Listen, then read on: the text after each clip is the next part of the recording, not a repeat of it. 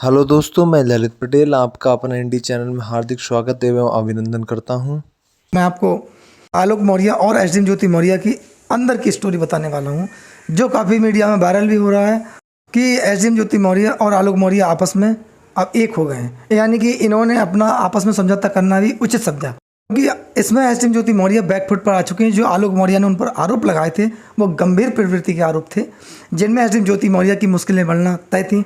लेकिन 28 अगस्त को जांच कमेटी के सामने जब आलोक मौर्य और एसडीएम ज्योति मौर्य पेश होंगे, वहाँ पर उनको जो उन्होंने आरोप एसडीएम ज्योति मौर्य पर लगाए थे उनके एविडेंस भी, पुख्ता एविडेंस देने होंगे, क्योंकि जांच कमेटी ने विभिन्न अन्य अधिकारियों को भी इसमें पूछताछ के लिए बुलाया है और उनके बयान दर्ज किए हैं, जो कि एसडीएम ज्योति मौर्य के अधीनस्थ अधिकारी रहे हैं, जिन पर भ्रष्टाचार के तहत अवैध धन वसूली का आरोप भी लगा है। और इन्हीं अधिकारियों के माध्यम से या फिर पब्लिक से सीधे सीधे पैसा एसडीएम ज्योति मौर्य ने वसूला था।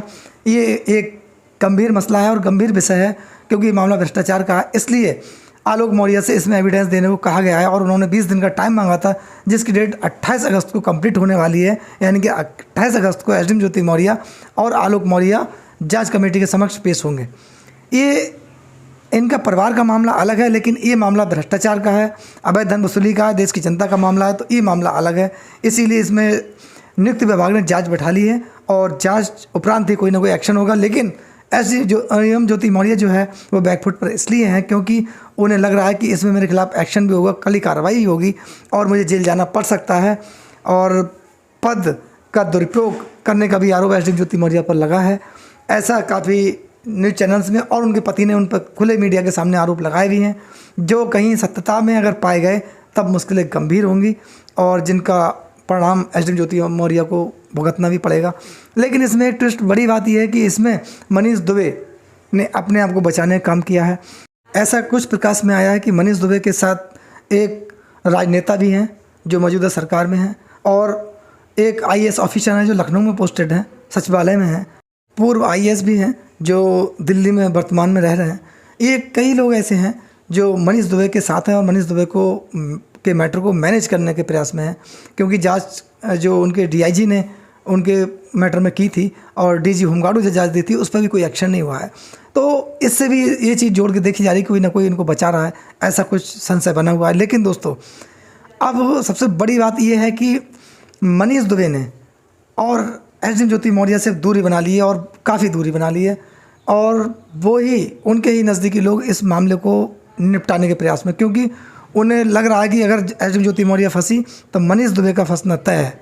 इसलिए आलोक मौर्य और एसडीएम ज्योति मौर्य के बीच समझौता लगभग लास्ट स्टेज में पहुंच गया है और ऐसा माना जा रहा है कि एसडीएम ज्योति मौर्य अब घर वापसी कर सकती है। और एसडीएम ज्योति मौर्य को ये महसूस हो रहा है कि मनीष दुबे ने अब अपना पल्ला झाड़ लिया है, उनको उनके हाल पर छोड़ दिया है। यानी कि उनका प्रेम प्रसंग की जो कहानी थी और उनका प्यार जो मनीष दुबे के साथ साथ में आसमान पे था, ऊंचाइयों पे, बुलंदियों पे था, वह प्रेम का बुखार एसडीएम ज्योति मौर्य का एक ही झटके में दोस्तों धराशायी हो गया और वो अर्श से फर्श पर आकर गिरी। उनकी सामाजिक छवि भी खराब हुई।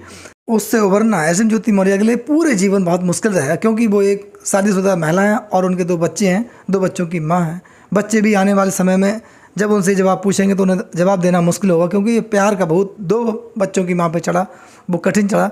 ऐसा आरोप उनके पति आलोक मौर्य ने ही लगाया था, जिसके साक्ष्य भी मीडिया के समक्ष दिए थे, तो जो काफ़ी कठिन दिखाई दे रहे थे। दोस्तों, जब एसडीएम ज्योति मौर्य बैकफुट पर आ गई तब उन्होंने भी यही सोचा कि अब आलोक मौर्य के साथ ही घर वापसी करने में भलाई है, क्योंकि समाज में या किसी के सम्मानित व्यक्ति के साथ उनका रहना अब मुश्किल होगा। इसीलिए वो अब बैकफुट पर हैं और मनीष दुबे ने अपने आप को अलग कर लिया है। तब ज्योति मौर्य ऐसे में जाए कहाँ, ये विचार करने की बात है। इसलिए समझौता के प्रयास और भी सरल प्रतीत होते दिखाई दे रहे हैं, ऐसे कयास लगाए जा रहे हैं दोस्तों। लेकिन हम बात करते हैं मनीष दुबे की। मनीष दुबे पर एसडीएम ज्योति मौर्य के पति आलोक मौर्य ने जो आरोप लगाए थे कि मेरी पत्नी से इनके अवैध संबंध है, प्रेम प्रसंग है और मेरा जीवन इनसे बर्बाद कर दिया है, यानी कि और ये दोनों लोग मिलकर मेरी हत्या करने की साजिश रच रहे थे।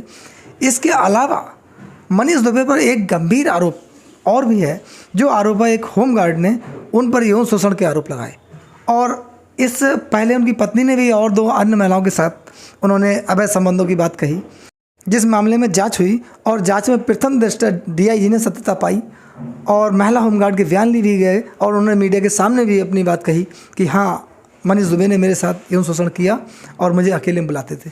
अन्य महिला होमगार्ड ने भी मनीष दुबे पर आरोप लगाए कि जब हमारे यहाँ पोस्टेड थे तब इन्होंने हम पर जबरन अपने किचन में काम कराना या साफ सफाई काम कराया।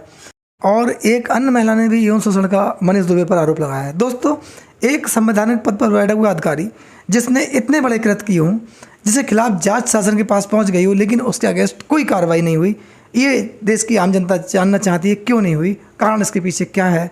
क्या मनीष दुबे के घर पर बुलडोजर चलेगा? अन्य अपराधियों के खिलाफ जो कड़ी कार्रवाई होती है, बुलडोजर से कार्रवाई होती है, पुलिस भी उन्हें काफ़ी प्रताड़ित करती है और वो ज़रूरी भी है। क्या ऊंचे ओहदे पर बैठे हुए मनीष दुबे के खिलाफ इसी प्रकार की कार्रवाई होगी? क्या मनीष दुबे के घर पर भी बुलडोजर चलेगा?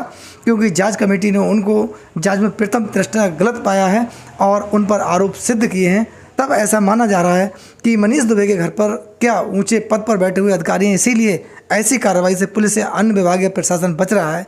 दोस्तों, ये एक जनता का प्रश्न है और जनता इस प्रश्न का जवाब चाहती है और जनता देश की न्याय चाहती है। अगर मनीष दुबे निर्दोष हैं, उन्होंने कोई कृत्य नहीं किया है, तब उन्हें क्लीन चिट क्यों नहीं दी जा रही है? ये दोनों प्रश्न हैं, इनका जवाब मिलना ज़रूरी है। दोस्तों, आपके प्यार और सहयोग के लिए मैं आपका YouTube के माध्यम से बहुत बहुत हार्दिक स्वागत और अभिनंदन करता हूं। दोस्तों, अपना प्यार इसी प्रकार बनाए रहिए। नेक्स्ट वीडियो में मैं आपसे फिर मिलूंगा, तब तक के लिए नमस्कार, जय हिंद, जय भारत। और भी ऐसी इंटरेस्टिंग वीडियो देखने के लिए चैनल को लाइक एंड सब्सक्राइब करें। धन्यवाद।